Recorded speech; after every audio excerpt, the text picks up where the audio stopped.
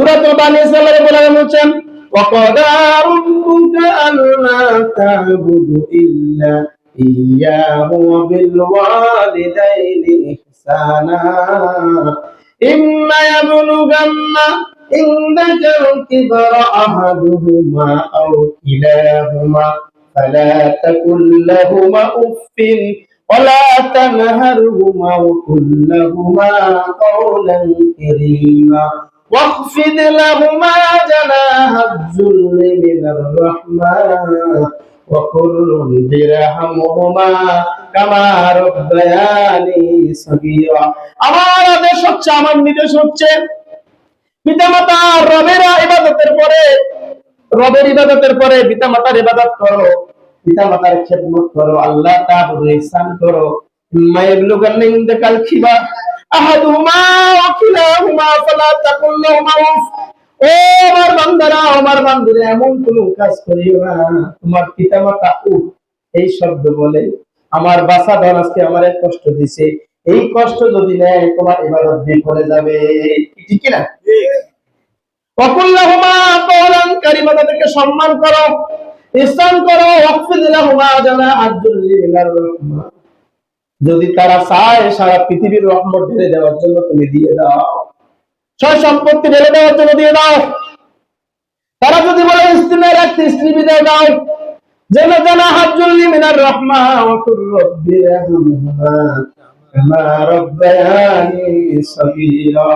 ও আমার বান্দা বান্দীরা, সর্বশেষে দোয়া করো রব্বি রহমহুমা, ও আল্লাহ ছোট্টবেলা যেইভাবে আমাকে স্নেহ করে সুন্দর করে লালন পালন করেছে, কবরে হাসরে মিজানে আপনি আপনার খুলে লালন পালন করে। বলেন ঠিক কিনা? মা খুশি, আপনার আল্লাহ খুশি, পিতামাতা বেরাজ, আল্লাহ বেরাজ নারাজ। ওগো মা তুমি এই ধরনের শ্রেষ্ঠ নেয়ামত, তোমারই পদতলে রয়েছে জান্নাত। এক সাহাবী এসে বলেন, হুজুর আমার মাকে আমি আবুয়া নামক জায়গা থেকে মক্কা নিয়ে গেছি, উমরা করেছি, মদিনা নিয়ে গেছি, কান্দে করে আমার মায়ের হক কি আদায় হয়েছে কিনা? রাসূল সাল্লাল্লাহু আলাইহি ওয়াসাল্লাম বলছে, গর্ভধারণের সময় তোমার মা যে ডেলিভারির সময় উফ শব্দ করেছে, ওই কপাল পোড়া সাহাবী আমার, এই মায়ের উফ শব্দ এক সেটা ওটা তোমার কষ্টের, এখন তুমি ঋণ পরিশোধ করতে পারো না। হুজুরের কাছে এক সাহাবী এসে বলতেছে, হুজুর আমি সর্বোত্তম আমল কোনটি? আমি জিহাদে যেতে চাই। হুজুর বললেন, তোমার পিতামাতা কি বেঁচে আছে? হ্যাঁ, বয়স্ক অসুস্থ। হুজুর বললেন, জিহাদের থেকে তোমার পিতামাতাকে খুশি করো, এটাই উত্তম জিহাদ, উত্তম জিহাদ, উত্তম জিহাদ, উত্তম জিহাদ। পিতামাতাকে খুশি করো, পিতামাতা নারাজ, তোমার সমস্ত কিছু নারাজ, ব্যবসা বাণিজ্য সমস্ত কিছু বন্ধ। পিতামাতাকে খুশি করো, পিতামাতাকে খুশি করো। মাফ চাইবেন পিতামাতার কাছে। পিতামাতার সাথে অন্যায় করেছেন, যত ইবাদত করেন না কেন আপনার ইবাদত কবুল হবে না, যদি পিতামাতা কি হয়? নারাজ হয়ে যাবে। সন্তান দোস্তারায় ঘুমায় আর পিতামাতাকে বৃদ্ধাশ্রমে দিয়ে আসে, আর সন্তান দোস্তারায় ঘুমায় পিতামাতাকে বৃদ্ধাশ্রমে দিয়ে আসে। এরকম কপাল করা সন্তান আছে না নাই? আছে। এরকম কপাল করা সন্তান আছে, পিতামাতার খোঁজ খবর রাখে না। এই শীত সিজনে এই আঙ্গুর বেদনার সময় আপনার পিতামাতাকে যদি একটি আঙ্গুর কিনে, 1 কেজি আঙ্গুর, 1 পা আঙ্গুর কিনে যদি পিতামাতার মুখে দিতে পারেন, আল্লাহ বলছে ওলির দরবারে গেলে যাওয়া ভালো, আল্লাহর ওলির কাছে যাওয়া ভালো। তবে ওলিকে যত খুশি না করতে পারবেন, দোয়া কবুল হবে না হবে গ্যারান্টি নাই। পিতামাতাকে আঙ্গুর বেদনার সময় শীত সিজনে যদি আপনি তার খেদমত করতে পারেন, পিতামাতা খেয়ে খুশি হবে, খুশি হলে আপনাকে আল্লাহ জান্নাত দিয়ে দেবেন। বলেন সুবহানাল্লাহ। আবু হুরায়রা রাদিয়াল্লাহু তাআলা আনহু মাসির ইহুদি হুজুরের কাছে আসে, বলেন হুজুর আপনাকে একটা বিচার দিতে চাই। কি বিচার? আমার মা আমাকে মেরেছে। রাসূল সাল্লাল্লাহু আলাইহি ওয়াসাল্লাম বলেছে, তোমার মায়ের বিচার আমি করতে পারবো না। কত বড়! ইহুদি হোক, কাফের হোক, নাসারা হোক, বেশ্যা হোক, তোমার জন্য মা, তোমার জন্য কি মা। পিতামাতা যদি অন্যায় করে তাহলে আল্লাহ রাব্বুল আলামিন বিচার করবে, কিন্তু আমি পিতামাতার বিপক্ষে রায় দিতে পারি না।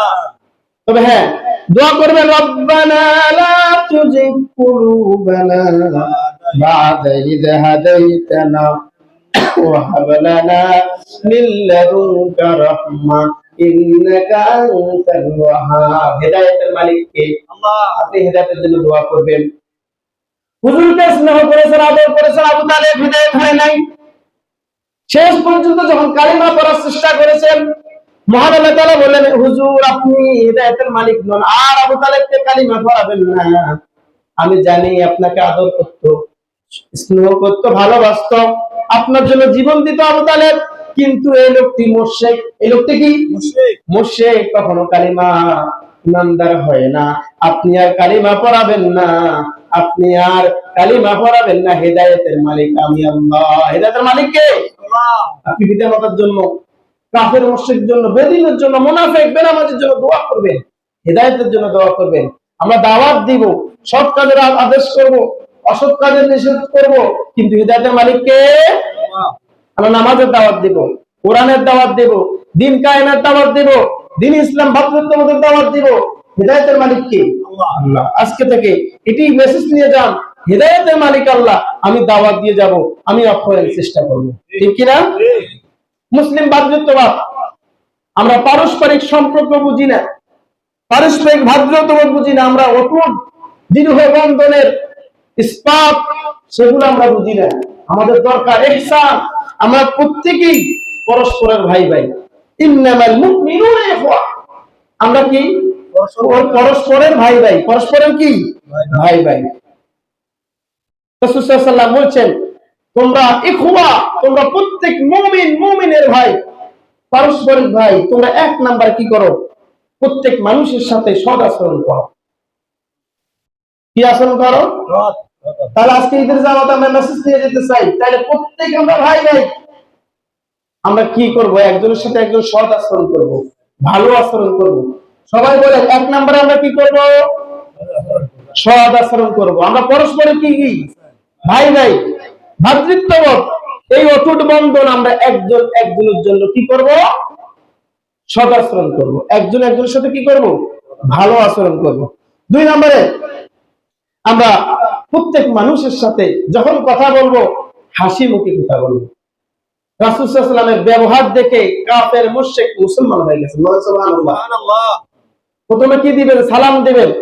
আজকে ঈদের জামাতের অটুট বন্ধন হচ্ছে, মেসেজ হচ্ছে, কোন মানুষকে দেখলে কি দিবেন? সালাম দিবেন। সবাই বলেন, কোন মানুষকে দেখলে কি দিব? আমার সাথে সবাই বলেন, আসসালামু আলাইকুম ওয়া রাহমাতুল্লাহি ওয়া বারাকাতুহু। তাহলে সালাম দিবেন তো? কোন মানুষকে দেখলে কি দিবেন? সালাম দিবেন। একজন মুসলিম আর একজন মুসলিমের 6টি কর্তব্য। কোন মানুষ অসুস্থ হলে তাকে দেখতে যাওয়া। তাহলে আমার গ্রামের দক্ষিণ নগাদিয়া যদি কোনো ভাই অসুস্থ হয়, তাকে কি দেখতে যাব? দেখতে যাব। তার জন্য মেহমানদের জন্য কিছু নেব, তাকে দেখতে যাব। 2 নাম্বার, তার জন্য মঙ্গল কামনার জন্য দোয়া করব। এরপরে সে যদি মারা যায়, তার জানাজায় অংশগ্রহণ করব। কোন মুসলিম যদি মারা যায়, তার জানাজায় কি করব? অংশগ্রহণ করব। এরপরে তার মঙ্গল অমঙ্গলের জন্য দোয়া করব এবং তাকে মাটি দিব। তাকে কি দিব? মাটি দিব। এবং কেউ যদি হাসি দেয়, তার হাসির আমি উত্তর দিব। একজন মুসলিম অপর মুসলিমের দায়িত্ব ইউনিটি। ঠিক কিনা?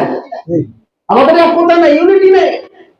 তাহলে একজন মুসলিম আর একজন মুসলিমের প্রতি দায়িত্ব আছে না নাই? আছে। এরপরে আমাদের সমাজের আজকে সাম্য নাই, শান্তি নাই, ভ্রাতৃত্ব নাই, শান্তির স্থাপন নাই, শান্তির বুনিয়াদ নাই। কেন? আমাদের সব উঠে গেছে, আদব আখলাক সমস্ত কিছু উঠে গেছে। আল্লাহ রাব্বুল আলামিন সূরা হুজরাতে সুন্দর করে বলছেন, সূরা হুজরাত হচ্ছে সাম্য, শান্তি, সমাজের শৃঙ্খলাবাদ, সৎ আচরণবাদ, এটাই হচ্ছে সূরা হুজরাতের শিক্ষা। 1 নম্বরে আল্লাহ রাব্বুল আলামিন বলছেন, ইয়া আইয়ুহাল্লাযীনা আমানু লা তুকদ্দিমু বাইনা ইয়াদাইল্লাহি ওয়া রাসূলিহি। খবরদার ওহে ঈমানদার বিশ্বাসীগণ, আল্লাহ এবং আল্লাহর রাসূলের উপর অগ্রবাদী হও না। আল্লাহ যেটা বলেছেন, রাসূল যেটা বলেছেন, এটাই ফায়দা, এটাই এটাই মূল কথা।